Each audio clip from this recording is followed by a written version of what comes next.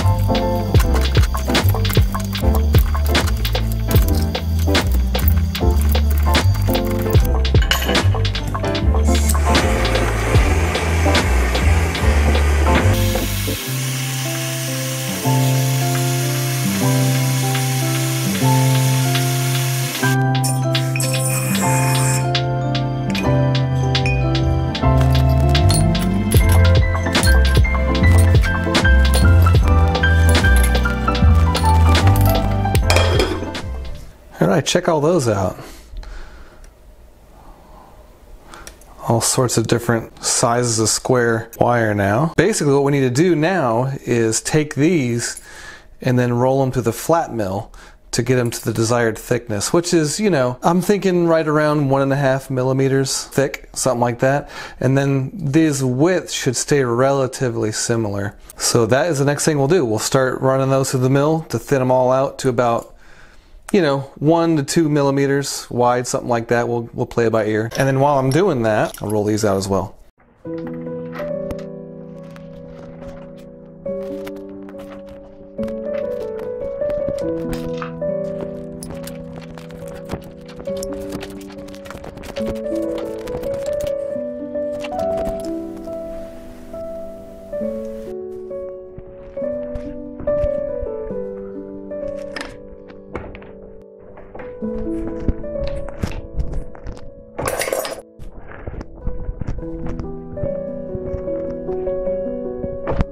Alright, so now we have all of our round stuff pretty much rolled out. And now what we're going to do is anneal all these guys. Once we get them all softened up, then we'll start looking for bad spots, impurities and stuff in them, and then cut that junk out. There's a good example of it right there. See how that's split a little bit? So we're just going to get rid of all those sections.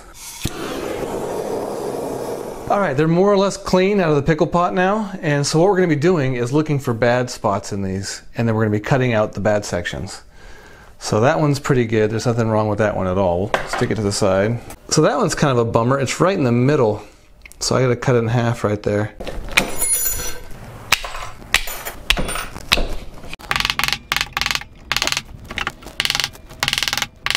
Alright, so after we straightened them, I decided to cut them in half, a couple of them, just to make them a lot more manageable, and I have a ton of different types of texture I want to try, so we need more options. So cutting them in half really helps with that. But anyway, after we got done hammering them, I want to just make darn sure they're perfectly soft, so that way they are good to take whatever texture we're trying to add to it.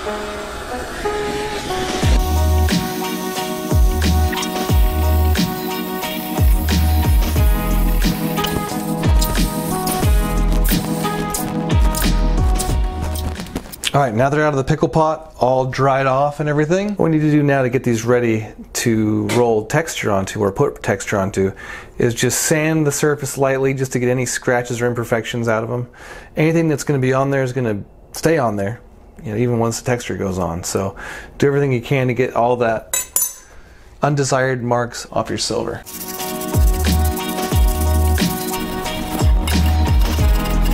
So this is our first piece of silver we're going to try texturing. We're going to be using this. It's like a piece of belt material or something I got at Joann's Fabrics. So I'm just going to cut a little piece of it off and we'll go ahead and use that. What we're going to do is open this thing up, then close it down to where it stops so that way it won't come out. And then give it about a quarter turn or so tighter. That's different than I expected. Not bad though.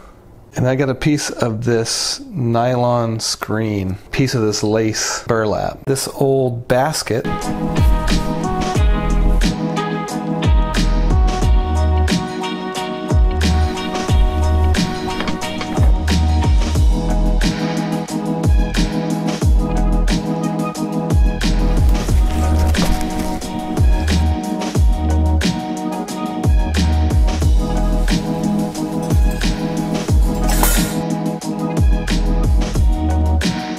I just got some of these on eBay. They're textured hammers.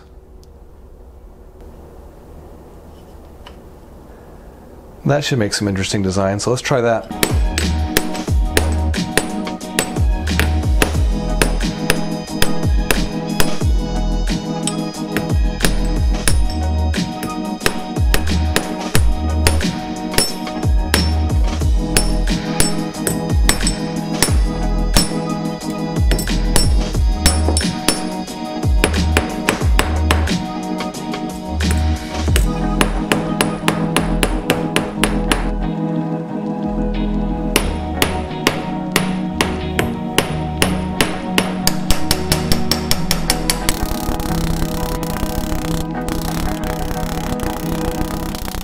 So that's a lot of designs for not really a lot of time put into it. That's going to make an awesome assortment of rings. All from scrap too. This is all just from scrap that was going to go to the refinery. You know, they don't ever pay that much. And now you're going to turn it into something that's actually worth something now. Now that these are all rolled, we need to anneal them and get them ready to start making into rings.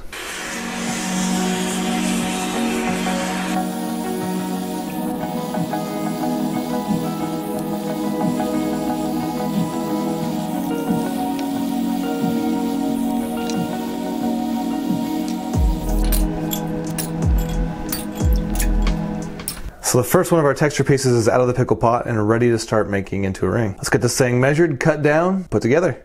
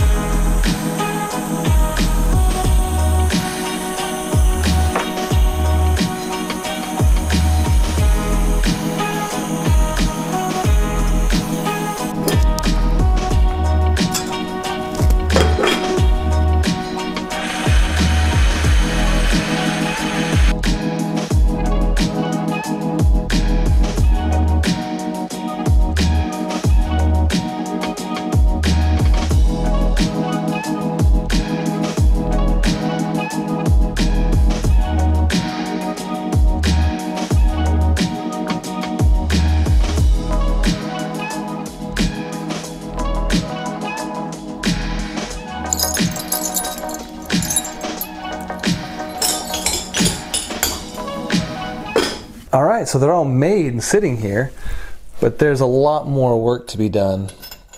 Obviously, they don't look quite nice just yet. We gotta clean up solder joints, make them look even, make them fit comfortably. And then once we have all that finished, then we can start talking about antiquing and polishing.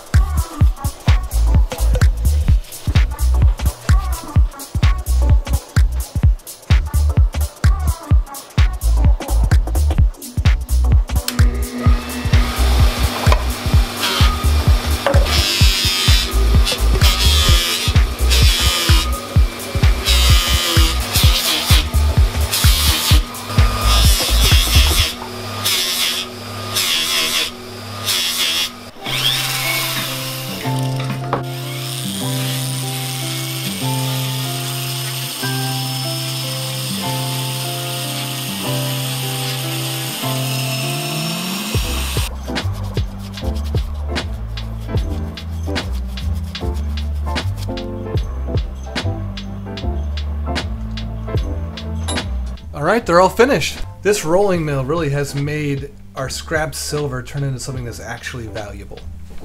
You know, the tool itself is pretty expensive, but when you really think about how much you can sell each of these rings for, the tool pays for itself really quickly. Make sure you check out the link in the description below to go look at Pepe Tools' website and take a look at all the rolling mills they have for sale there. And don't forget about that discount code, the Mint, if you want to get one.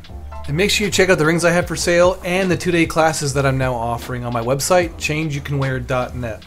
Oh, and also, my dad has a YouTube channel, and I thought you guys might be interested. The last video he just put up, it was actually shot about 15 years ago when I was building the pond at my house. So that's what I used to do for a living before I did this. So if you guys want to go check it out, I'll make sure to have a link in the description box below for that. Alright guys, Thanks for watching. See you next time.